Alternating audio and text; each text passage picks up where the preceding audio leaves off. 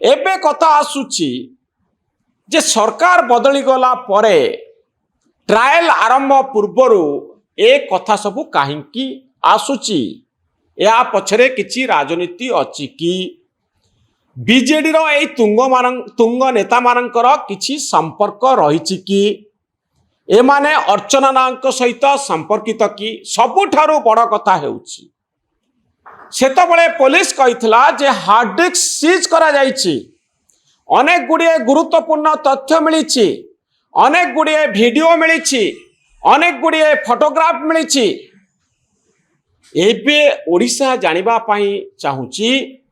जे से वीडियो गुड़िक कहार को व्यक्ति माने तांको सहित संपर्कित थिले सतेरे थिले कि नाही जदि थिले से माने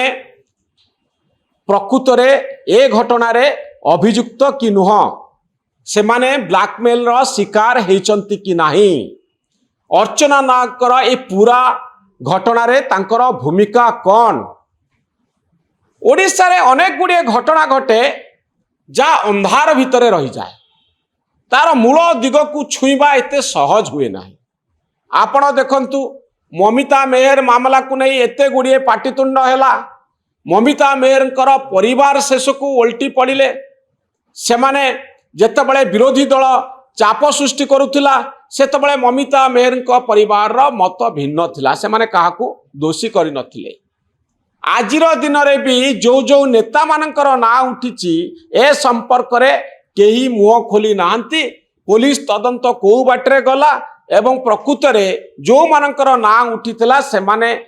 ए घटना रे संपृक्त कि नुह से कथा अंधार भितरे रहिछि ओडिशा रे जेते बड़ बड़ घटना घटे तार मूल को जाई प्रकृत रे को माने संपृक्त ताहा जानिबा अत्यंत कष्टकर ही पड़े सबु जेमती अंधार भितरे रही जाए सरकार तांको सुविधा अनुसार तथ्य लोकन को दउथिले एफआईआर टी आपण केवल देखिबे किंतु तदंत कौन हैला काहाकू छड़ा गला काहाकू धरा गला एवं काहींकी छड़ा गला काहींकी धरा गला तार मूल कथा आपण किछि टेर पाइबेनी अनेक गुड़िए बड़ा बड़ा घटना रे एमती घटिछि अर्थात पुलिस जाहाकू चाहिबो धरिबो जाहाकू चाहिबो छाड़िबो बड़ बड़ घटना कथा मु कहूछि लोक देखी धरिबो लोक देखी छाड़िबो ए मामला सतरे एमती ढंगरे चलीथिला कि जोथि पाई अर्चना नाग मामला रे अनेक गुड़िए अभियोग आसिला अनेक गुड़िए फोटोग्राफ सोशल मीडिया रे बुलिला किंतु प्रकृत तथ्य किछि सामना को आसिला नाही अनेक कथा अंधार भितरे रहीगला आज अर्चना नाग कहउचंती एमाने मते पछरु छुरी मारिले अर्चना नाग कहउचंती सीसीटीवी को डैमेज कर दिया गला सीसीटीवी को डैमेज करिवार अर्थ तांको घर को जो माने जीवा आसीबा करुथिले सेमानंकर कोनोसी आउ प्रमाण रहिला नाही तांको घरु जदि सतरे किछि वीडियो बाहर थिला हार्ड डिस्क रु किछि वीडियो पुलिस किछि तथ्य पाइथिला से सबु गला कुआडे एबे कथा उठुची जे से सबु नष्ट कर दिया जाइछि ना कोठी ना कोठी किछि तुंग नेतांक पाखरे ताहा मौजूद अछि जो तथ्य और प्रमाण को सुविधा देखी राजनैतिक परिस्थिति देखी सोशल मीडिया रे लीक कर दिया जिवो ए भय मध्य आजिर दिन रे अछि कारण सेतबळेर सरकार रे जो माने तुंग नेता थिले जो माने बड़ बड़ पदवी रे थिले जो माने सरकार को चलाउथिले से माने कोनोसी निर्दिष्ट कारण रखी जदि से सबु वीडियो को मौजूद रखिथिबे आउ परिवर्तित परिस्थिति रे यार फायदा नबा पाई चाहूथिबे ए प्रकार परिस्थिति को आपण संपूर्ण रूपे एड़े दे पारिबे नाही हुए तो एभली परिस्थिति सृष्टि ही पारे एबे अर्चना नाग मामला को फेरिबा अर्चना नाग मामला जेहेतु ट्रायल हवा पाई जाउची सी जो कथा आज कहिसंती हुए तो ए संपर्क रे आउ थरे चिंता करिबा पाई गोटे सुजोग आमको मिलुची जे सतरे एई नेता माने संपर्कित थिले कि नाही बहुत भल होई थांता जदि से गोटे कारण कहि थांते जे एई नेता माने काहींकी आपनको सहित संपर्क रे थिले एवं काहींकी आपनको छुरी माइले बबी दास काहींकी ଆପଣଙ୍କ ବିରୁଦ୍ଧରେ ଗଲେ, ମାନସ ମଙ୍ଗରାଜ କାହିଁକି ଆପଣଙ୍କ ବିରୁଦ୍ଧରେ ଗଲେ, ଏହା ପଛର କାରଣ କ'ଣ, ସମ୍ପର୍କର ହେତୁ କ'ଣ ଥିଲା,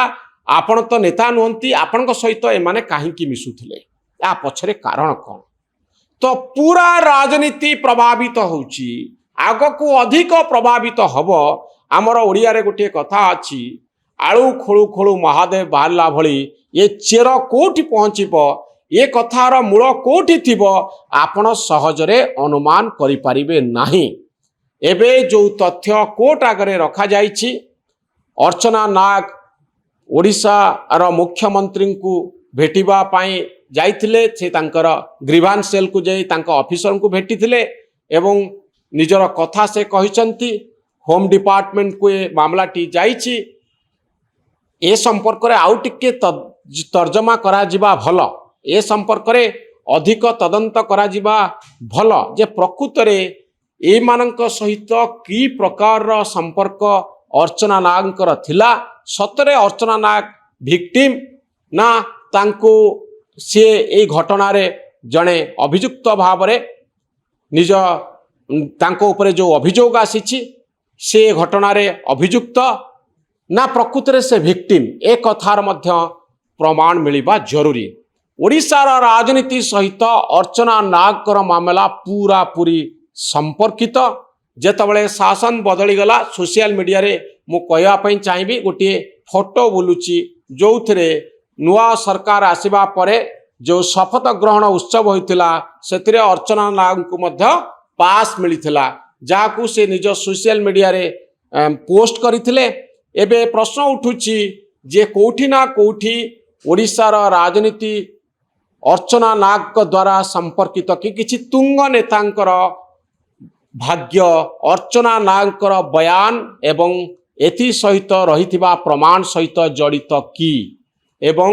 ବିଜୁ ଜନତା ଦଳର ନେତାମାନଙ୍କର କିଛି ଗୁରୁତ୍ୱପୂର୍ଣ୍ଣ ତଥ୍ୟ ଅର୍ଚ୍ଚନା ନାଗଙ୍କ ପାଖରେ ଅଛି କି, ବା କୌଣସି ଗୁରୁତ୍ୱପୂର୍ଣ୍ଣ ତଥ୍ୟ ଆଉ ପ୍ରମାଣକୁ ପୋଲିସ ଉଡ଼େଇ ଦେଇଛି କି। ଅନେକ ଗୁଡ଼ିଏ ପ୍ରଶ୍ନ ଏହି ମାମଲାରେ ସାମ୍ନାକୁ ଆସୁଛି। ଅର୍ଚ୍ଚନା ନାଗ ଯେଉଁ କାହାଣୀ ଆଜି ମିଡ଼ିଆ ଆଗରେ ରଖିଛନ୍ତି, ଏହାର ପ୍ରମାଣ ତାଙ୍କୁ ଦେବା ପାଇଁ ପଡ଼ିବ। ଇଡି ମାମଲାରେ ଯେଉଁ ସବୁ ଅଭିଯୋଗ ଆସିଛି, ଇଡି ତାର ରିପୋର୍ଟରେ ଯେଉଁ କଥାକୁ ଉଲ୍ଲେଖ କରିଛି, ସେ ତାକୁ ଖଣ୍ଡନ କରିବା ପାଇଁ ପଡ଼ିବ କୋର୍ଟରେ। ଏବଂ ଏ ପୁରା ମାମଲା ବର୍ତ୍ତମାନ କୋର୍ଟ ପାଖରେ ଅଛି। କୋର୍ଟ କହିବ ଯେ ପ୍ରକୃତରେ